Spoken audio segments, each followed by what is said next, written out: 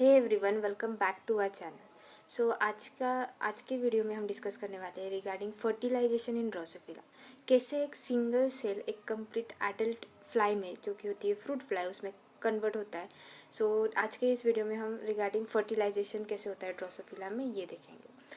तो सबसे पहले हम स्टार्ट करेंगे regarding cytoplasmic determinants and axis specification in Drosophila. तो जब फर्टिलाइजेशन होता है बेसिकली ड्रोसोफिला में, तो जो भी न्यूक्लिया होता है, तो न्यूक्लिया क्या करता है, डिवाइड होते रहता है।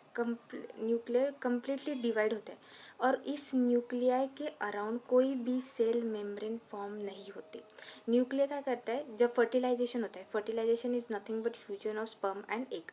जो भी न्यूक्लिया होता है वो डिवाइड करते रहता है, लेकिन न्यूक्लिया के अराउंड कोई भी सेल मेम्ब्रेन फॉर्म नहीं होती। सेल मेम्ब्रेन यानी कि प्लाज्मा मेम्ब्रेन, या फिर उसे सेल मेम्ब्रेन भी हम कहते हैं। तो कोई भी सेल मेम्ब्रेन या फिर प्लाज्मा मेम्ब्रेन फॉर्म नहीं होती। तो ऐसे कंडीशन को हम क्या कहते हैं, सिनसाइटियम। सिनसाइटियम जिसमें न्यूक्लिया तो डिवाइड करते रहता है और लेकिन न्यूक्लिया के अराउंड कोई भी सेल मेम्ब्रेन फॉर्म नहीं होती।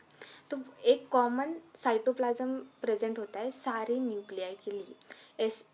ऐसे कंडीशन को हम क्या कहते हैं, सिनसाइटियम कंडीशन, जिसमें न्यूक्लिया जो होते हैं सारे न्यूक्लिया एक कॉमन साइटोप्लाज्म में प्रेजेंट होते हैं और उन न्यूक्लिया के अराउंड कोई भी सेल मेम्ब्रेन या फिर प्लाज्मा मेम्ब्रेन फॉर्म नहीं होती। So that condition is nothing but syncytium. और इन साइटोप्लाज्म में कुछ स्पेशल सब्सटेंसेस भी प्रेजेंट होते हैं, जो कि होती है मॉर्फोजेनिक डिटर्मिनेंट्स। अब इन मॉर्फोजेनिक डिटर्मिनेंट्स का मेन काम क्या होता है, तो इन मॉर्फोजेनिक डिटर्मिनेंट्स का मेन काम ये है कि जो भी एम्ब्रियो है उस एम्ब्रियो का एक्सिस स्पेसिफिकेशन, कि कौन सा पार्ट डॉर्सल बनेगा, कौन सा पार्ट वेंट्रल बनेगा, एंटीरियर बनेगा, पोस्टीरियर बनेगा, ये जो एक्सिस स्पेसिफिकेशन है ये किसके वजह से होता है, तो ये इन स्पेशल सब्सटेंसेस की वजह से होते हैं, जो कि होते हैं मॉर्फोजेनिक डिटर्मिनेंट्स। ये जो मॉर्फोजेनिक डिटर्मिनेंट्स होते हैं ये मोस्टली साइटोप्लाज्म में फ्रीली मूव करते रहते हैं और इनका ये भी काम है कि कौन से जीन किस पार्ट में एक्टिवेट होंगे, ताकि वो पार्ट डॉर्सल बनेगा, वेंट्रल बनेगा, एंटीरियर बनेगा या फिर पोस्टीरियर बनेगा। ये सब कुछ देखने का काम मेन फंक्शन जो प्ले करते हैं वो होते हैं मॉर्फोजेनिक डिटर्मिनेंट्स। सो जिसे हम साइटोप्लाज्मिक डिटर्मिनेंट्स भी कहते हैं। सो इन साइटोप्लाज्मिक डिटर्मिनेंट्स या फिर मॉर्फोजेनिक डिटर्मिनेंट्स का मेन काम यही है कि एक्सिस स्पेसिफिकेशन, कि जो ड्रोसोफिला का एम्ब्रियो है उसका बॉडी एक्सिस स्पेसिफिकेशन जो डिटरमाइन करता है वो होते हैं मॉर्फोजेनिक डिटर्मिनेंट्स, कि कौन सा बॉडी एक्सिस डॉर्सल बनेगा, वेंट्रल बनेगा या फिर एंटीरियर बनेगा या फिर पोस्टीरियर बनेगा। Now we will discuss about fertilization in Drosophila. तो 4 मेन स्टेप्स होते हैं या फिर 4 मेन स्टेजेस होते हैं fertilization in Drosophila. First is egg activation before fertilization. Fertilization होने के पहले ही एग एक्टिवेट हो जाता है ड्रोसोफिला के केस में। बाद में sperm entry by micropyle, sperm competition and no cortical granules. तो एक एक करके हम सारे पॉइंट्स डिस्कस करेंगे। सबसे पहले हम डिस्कस करेंगे regarding egg activation before fertilization. तो फर्टिलाइजेशन होने के पहले ही एग क्या हो जाता है, एक्टिवेट हो जाता है। सो जैसे हमने देखा कि fertilization is nothing but fusion of sperm and egg. तो ये जो फ्यूजन होता है स्पर्म और एग का, उससे पहले ही एग क्या हो जाता है, एक्टिवेट हो जाता है।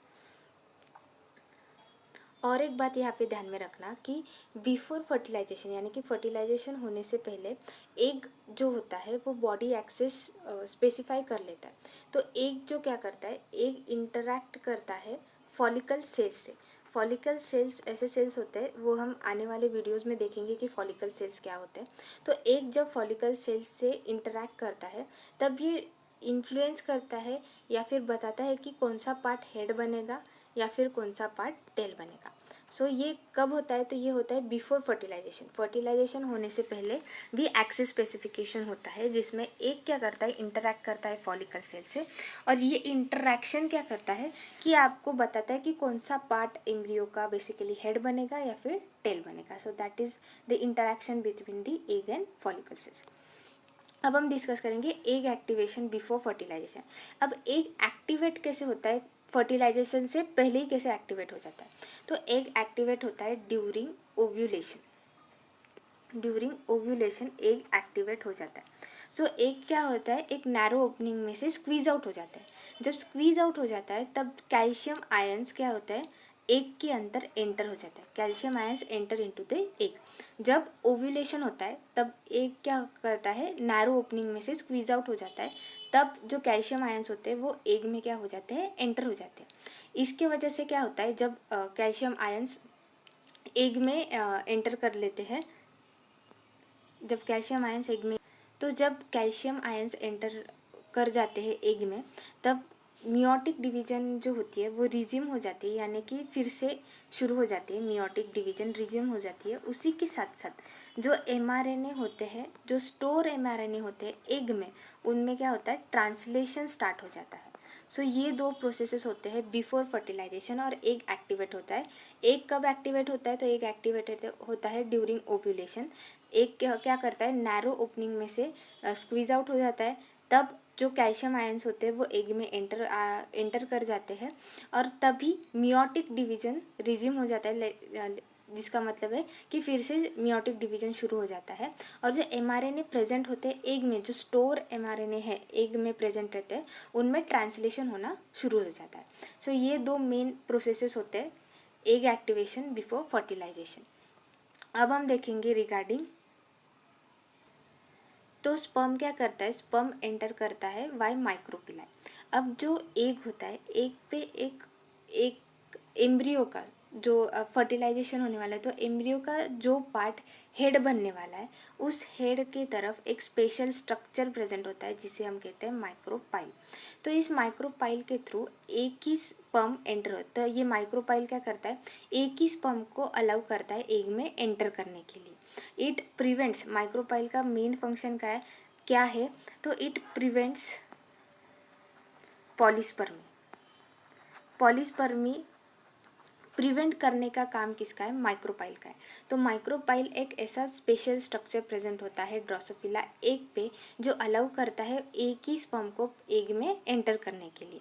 और ये माइक्रोपिला कहाँ पे प्रेजेंट होता है, तो जो भी एम्ब्रियो का हेड बनने वाला है, जो पोर्शन हेड बनने वाला है, उस रीजन में माइक्रोपाइल प्रेजेंट होता है। और माइक्रोपाइल का मेन फंक्शन है कि वो एक ही स्पर्म को अलाउ करता है एग में एंटर करने को, and it prevents polyspermy. Polyspermy यानी कि जब एक से ज़्यादा स्पर्म अगर एक को फर्टिलाइज करते होंगे तो उसे हम कहते हैं पॉलीस्पर्मी।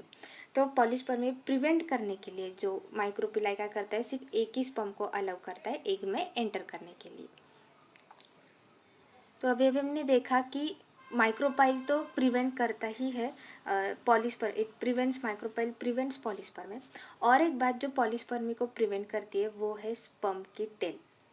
अब स्पर्म की टेल ड्रोसोफिला के केस में 1.8 mm लॉन्ग होती है, 1.8 mm लॉन्ग होती है, जो कि 300 टाइम्स ह्यूमन स्पर्म से भी ज़्यादा बड़ी होती है।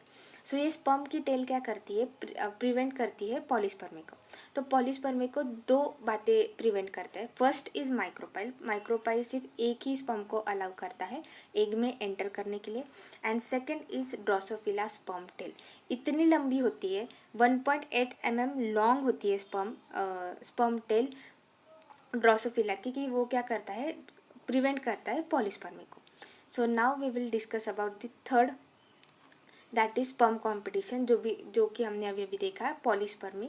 एक तो है माइक्रोपाइल जो कि प्रिवेंट करता है पॉलीस्पर्मी को, एक ही स्पर्म को अलाउ करता है एग में एंटर करने को। And second is sperm tail, इतनी लॉन्ग होती है कि वो क्या करती है, पॉलीस्पर्मी को प्रिवेंट करती है। So that is nothing about all about sperm competition.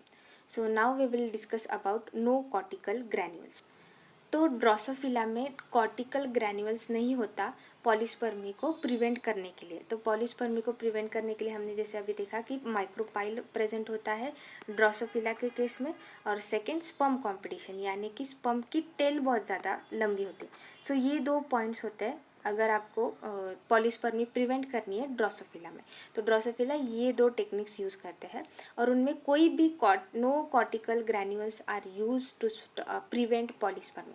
अगर आपको कॉर्टिकल ग्रैन्यूल्स के बारे में आइडिया नहीं है तो जब हम फर्टिलाइजेशन देखेंगे इन डिटेल, सी अर्चिन की या फिर ह्यूमंस की, तो तब मैं आपको कॉर्टिकल ग्रैन्यूल्स कैसे प्रिवेंट करता है पॉलीस्पर्मी, ये उस वीडियो में हम डिस्कस कर लेंगे अच्छे से।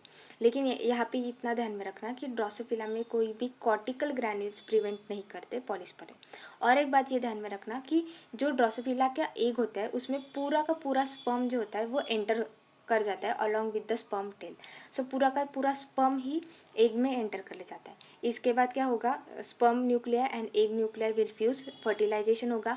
और जो भी न्यूक्लियाई फॉर्म होगा, जैसे हमने स्टार्टिंग में ही देखा था कि सिनसाइटियम कंडीशन आती है, जिसमें कि जो एग होता है जब फर्टिलाइजेशन होता है, जो न्यूक्लियाई फॉर्म होगा, स्पर्म न्यूक्लिया और एग न्यूक्लिया जब फ्यूजन होगा, फर्टिलाइजेशन होगा, तो जो भी न्यूक्लियाई फॉर्म होगा उसका सिर्फ डिवीजन होगा, उसके अराउंड कोई भी सेल मेम्ब्रेन फॉर्म नहीं होगी। And that condition is nothing but syncytium, जिसमें न्यूक्लियर डिवाइड तो कर रहे हैं लेकिन उसके अराउंड कोई भी सेल मेम्ब्रेन फॉर्म नहीं हो रही, और एक कॉमन साइटोप्लाज्म प्रेजेंट होता है सारी न्यूक्लियर के लिए। So that condition is nothing but syncytium. I hope आपको फर्टिलाइजेशन इन ड्रोसोफिला कैसे होता है ये सब कुछ अच्छे से समझ में आ गया होगा। So if you like this video, do like, share, comment and subscribe to my channel. आने वाले वीडियो में हम डिस्कस करेंगे regarding the cleavage and gastrulation, और उसके बाद द फाइनल जेनेटिक स्पेसिफिकेशन कैसे होता है ड्रोसोफिला में, एंटीरियर पोस्टीरियर एक्सिस कैसे फॉर्म होते हैं, बाद में डोर्सल वेंट्रल एक्सिस कैसे फॉर्म होते हैं, ये सब कुछ हम आने वाले वीडियो में डिस्कस करेंगे। So thank you.